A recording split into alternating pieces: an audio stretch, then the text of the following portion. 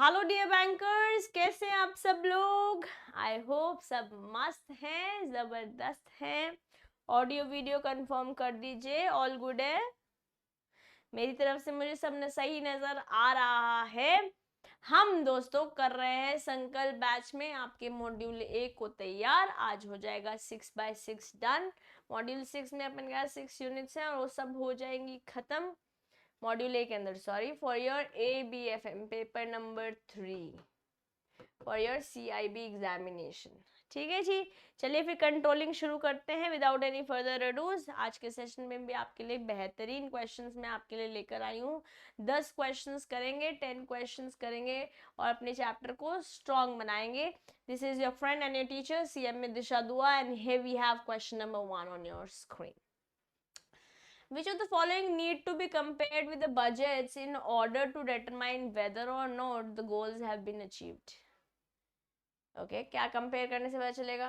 Risk undertaken से पता चलेगा, टारगेट से पता चलेगा, एक्चुअल परफॉर्मेंस से पता चलेगा कि स्टैंडर्ड कॉस्ट से पता चलेगा। पहले तो बात कर लेते हैं कंट्रोलिंग के बारे में ही।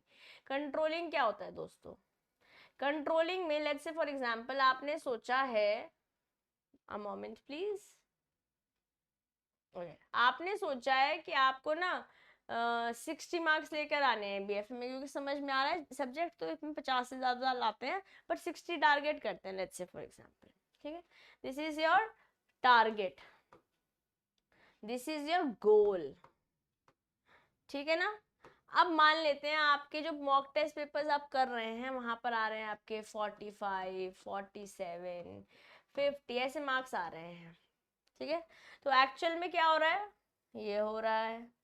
ऐसी ऑर्गेनाइजेशन में हम सोच रहे हैं कि हमारे को 10 यूनिट्स पर डे बना रही हैं, पर आ रहा है 7-8 वटेवर। अब इन दोनों के बीच में जो डिफरेंस है उसको डिटरमाइन करना पड़ेगा, डिफरेंस देखना पड़ेगा। ठीक है, डिफरेंस देखने के बाद ये डिफरेंस क्यों आया है, वाई, इसको देखेंगे हम और फिर इसमें करेक्शन कर लेंगे, करेक्टिव एक्शन ले लेंगे। ये तो कंट्रोलिंग है ना, ऐसी तो कंट्रोल करोगे आप अपने लिए भी ऐसी करोगे, ऑर्गेनाइजेशंस अपने लिए भी ऐसी करती हैं कि आप सबसे पहले स्टैंडर्ड सेट करते हो कि आप चाहते हो, जो कहीं ना कहीं हम ऑलरेडी प्लानिंग में कर चुके होते हैं। इसलिए प्लानिंग और कंट्रोलिंग को हम बोलते हैं कि ये दोनों लुकिंग फॉरवर्ड भी है और बैकवर्ड भी है, इनके एक दूसरे के बिना इनका काम नहीं चलता है। ठीक है, जबकि हम इनको अलग अलग देखते हैं बट इनके एक दूसरे के बिना इनका काम नहीं चलता है। फिर आप एक्चुअल देखते हो कि एक्चुअली में क्या परफॉर्मेंस रही, फिर उनके बीच में डिफरेंस देखते हो कि डिफरेंस है क्या। ठीक है, और फिर देखते हो कि डिफरेंस क्यों आया, एनालाइज करते हो कि डिफरेंस क्यों आया, और फिर करेक्टिव एक्शन ले लेते हो। और ये 5 steps in the process of controlling है, 5 स्टेप्स हैं गाइस कंट्रोलिंग में। और आपसे पूछ रहे हैं कि क्या कंपेयर करके आप डिटरमाइन करोगे कि हमारा काम हो गया या नहीं हुआ है। क्या दिख रहा है आपको?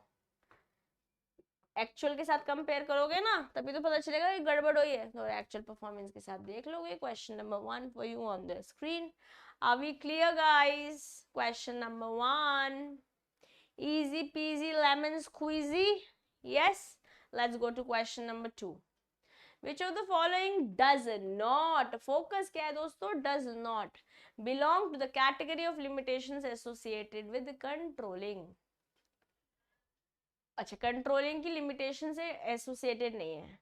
Limited ability to influence external factors, कह सकते हैं एक्सटर्नल फैक्टर्स को तो हम कम ही कर सकते हैं इन्फ्लुएंस, बिकॉज कंट्रोलिंग के आउट ऑफ परव्यू आ जाता है ये।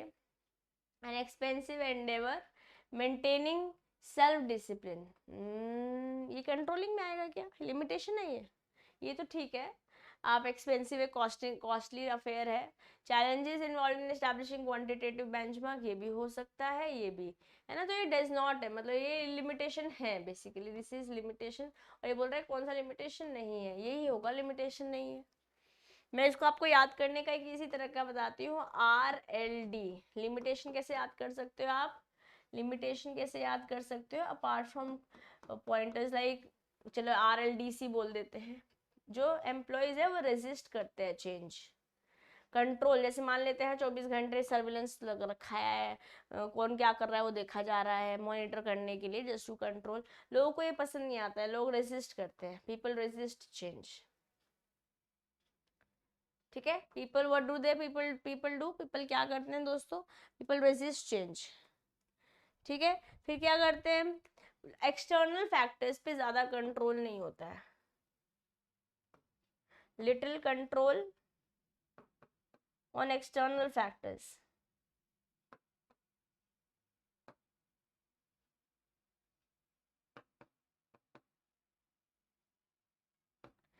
कॉस्ट तो है ही, कॉस्ट तो डेफिनेटली बढ़ जाती है, कभी कभी कंट्रोलिंग इतनी ज़्यादा हम कर लेते हैं कि हमारी कॉस्टिंग तो डेफिनेट बढ़ जाती है ना। और ये भी हमारा एक प्रॉब्लम है कि हम क्वांटिटेटिव बेंचमार्क्स को सेट करने में हमें डिफिकल्टी आती है, difficulty in setting quantitative benchmarks.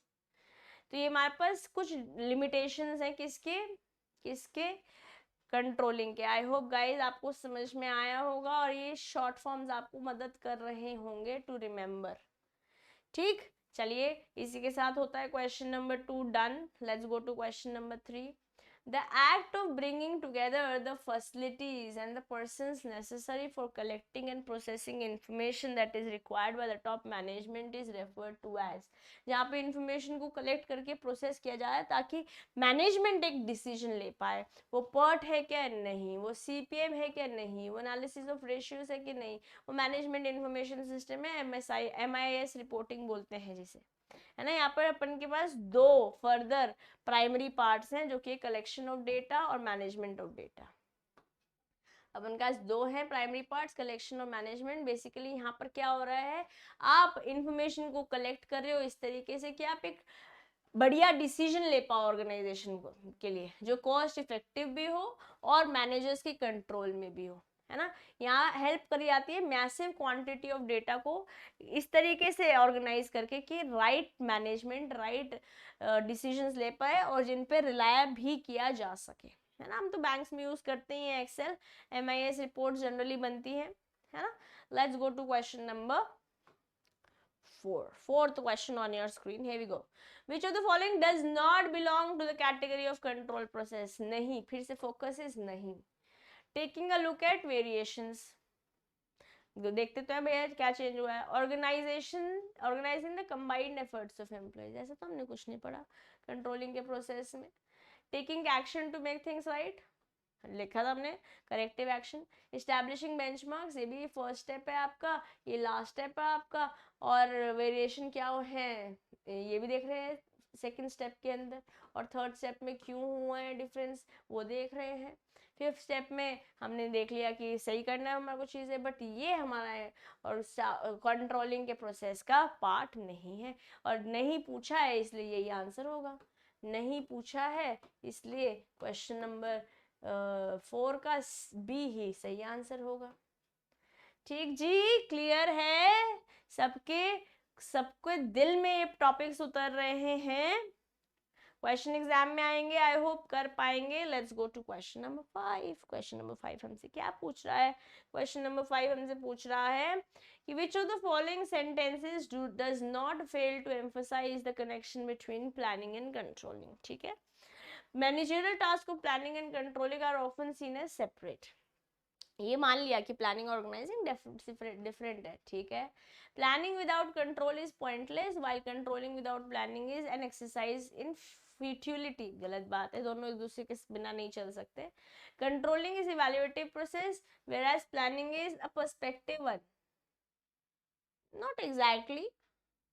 Control में बेसिकली आप मॉनिटर कर रहे हैं एक तरीके से, है ना, आप मॉनिटर करते हैं, या तो मान लिया कि आप पर्सपेक्टिव भी नहीं बोल सकते प्लानिंग में भी इट इज बोथ कहीं ना कहीं फ्यूचर और बैकवर्ड है ना।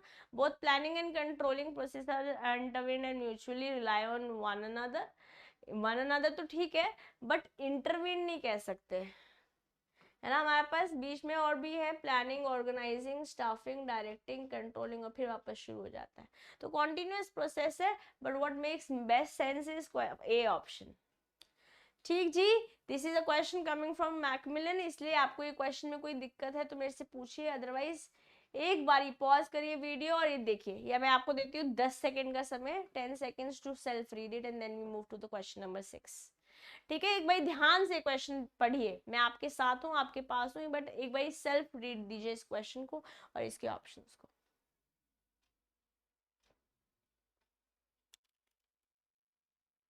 Give me a done once done, question number 5।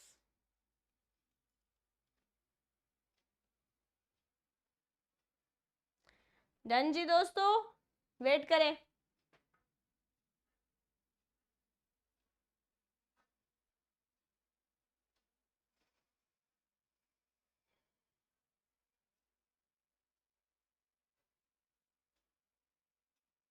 Okay, चलिए क्वेश्चन नंबर 6 देखेंगे on your screen. When closing an appropriate method of control, managers have a responsibility to take into account which of the following factors. Okay, क्या factors को आप ध्यान रखते हो जब control manage कर रहे होते हो, आपके ऊपर responsibility है as managers. Geographical scope of activities, कि geographically क्या किया जा सकता है, कोई चीज़ possible ही नहीं है, कैसे करोगे. Overarching management philosophy of more seniors over management की ज़्यादा seniors, we don't need that. Controls, goals or primary area of concentration, okay fine है. The accessibility of methods and their ability to meet requirements, okay. All the associated cost, okay. सारे के सारे या फिर कोई भी नहीं except E. Confused? Last statement पढ़ते ही कंफ्यूज नहीं गई, ये सारे ही है, all of the above are correct. Question number 6, ये सब चीजों को आप ध्यान रखेंगे जब आप कंट्रोल कर रहे होंगे एज मैनेजर्स. ठीक जी, ओके है दोस्तों. चलिए क्वेश्चन नंबर 7 देखेंगे. Control management can be classified in how many cat types, 2 3 4 5. हमारे पास 3 तरीके के कंट्रोल मैनेजमेंट के टाइप्स हैं. एक है फीडबैक कंट्रोल, फिर हमारे पास प्रोएक्टिव कंट्रोल, फिर हमारे पास कंकरेंट कंट्रोल. जब मैं फीडबैक कंट्रोल के बारे में बात कर रही हूँ, यहाँ पे जो फीडबैक मिल रहा है आपको किसी एक्टिविटी के से रिलेटेड है ना, ताकि आप करेक्शन कर सको. Similar, so that the corrective action can be taken only for carrying out similar activity in future. Future में कोई गड़बड़ जो गलती पहले हो चुकी है फ्यूचर में ना हो, उसके लिए फीडबैक कंट्रोल है.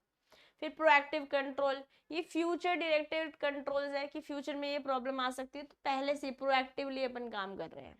फिर अपन कंकरेंट कंट्रोल है जो रियल टाइम एंगेजमेंट है, भैया ये करेंगे तो ये होगा. अब हम फ्यूचर के बारे में भी बात नहीं कर रहे हैं और जो हो चुका है उसके बारे में भी बात नहीं कर रहे हैं. अब हम बात कर रहे हैं दोनों चीज साइमल्टेनियसली.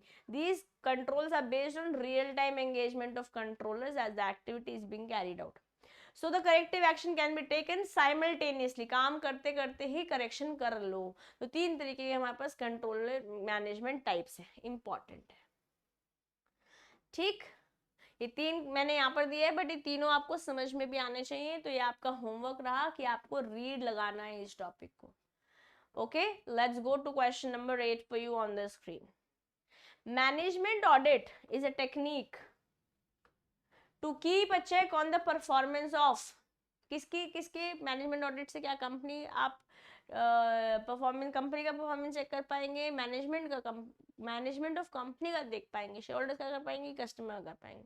पहली बात तो कस्टमर और शेयर होल्डर का तो कोई परफॉर्मेंस नहीं होएगा, या तो कंपनी का होगा और मैनेजमेंट का होगा. मैनेजमेंट ऑडिट के बारे में बात कर रहे हैं, answer is going to be B for the question on the screen. ठीक, क्वेश्चन नंबर 8 गाइस, कैसे एलिमिनेट करना है कोई ऑप्शन को, क्योंकि हो सकता है एग्जाम में कहीं फंस जाओ आप, है ना. There is a possibility of problems that might occur, और उनको कैसे सॉल्व करना है, हमें एलिमिनेट करना है वो पॉइंटर्स जो हमारे लिए रेलेवेंट नहीं है, और फिर जो बचे होंगे उनमें से सही आंसर चूज कर सकते हैं. ठीक, चलिए क्वेश्चन नंबर 9 देखते हैं.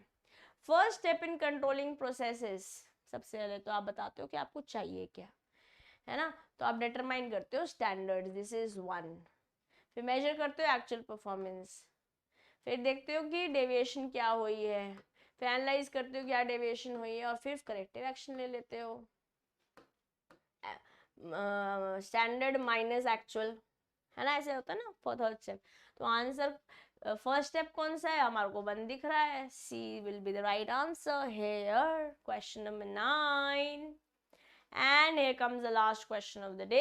इनमें से कौन सी कंट्रोलिंग की लिमिटेशन नहीं है? कंट्रोलिंग परवेसिव है, रिस्ट्रिक्ट करता है एम्प्लॉयज की freedom, can not control external factors और यूज कॉस्ट होती है। ये तीनों हमें दिख रहे हैं, लिमिटेशन है, ये नहीं है और आपसे नहीं पूछ रहा था। ठीक है जी, क्वेश्चन नंबर 10 है, you go.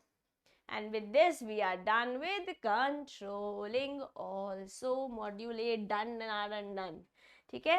I hope guys you are having a great and prosperous Dussehra. Happy Dussehra to all of you.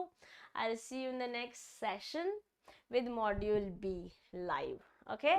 Taking care, taking your leave now. Take care guys. This is your friend and your teacher CM Disha Dua signing off for today. Homework जरूर करना और comment box में अपनी बातचीत हम तक पहुंचाते रहना। Bye bye.